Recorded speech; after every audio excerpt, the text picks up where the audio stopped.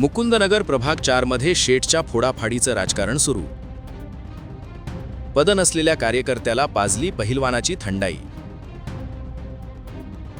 थंडाई पिताच तो पोपट स्वतःच्याच उमेदवारांविरोधात बोलू लागला. अहिल्यानगर महानगरपालिकेच्या निवडणुकीची रंगत दिवसेंदिवस वाढत चालली आहे. या निवडणुकीत प्रभाग क्रमांक 4 मध्ये राजकीय उलथापालथ सुरू आहे. चाणक्य नीती वापरून राजकारण खेळणाऱ्या शेठने फोडाफाडीचं राजकारण सुरू केले असल्याचं बोललं जात आहे. शेठच्या उमेदवारांच्या विरोधात निवडणूक लढवणाऱ्या उमेदवारांच्या गटातील माणसं फोडण्याचा डाव शेठने टाकण्यास सुरुवात केली आहे. समोरच्या गटातील पद नसलेल्या एका स्वार्थी कार्यकर्त्याला फोडल्याची चर्चा आहे.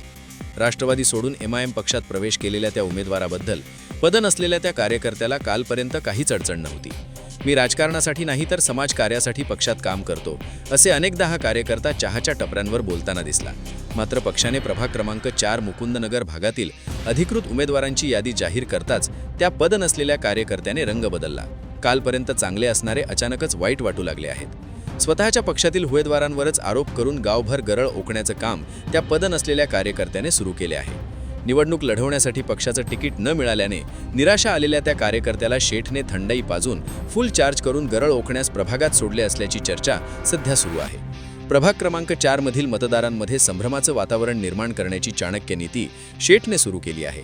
पैशाच्या जोरावर शेठने दाव टाकण्यास सुरुवात केली असली तरी मागच्या लोकसभा व विधानसभा निवडणुकीत आलेल्या कटू अनुभवामुळे प्रभाग क्रमांक 4 मधील जनता आता कुठल्याही भूलथापांना किंवा आमिषाला बळी पडणार नसल्याचं बोललं जात आहे.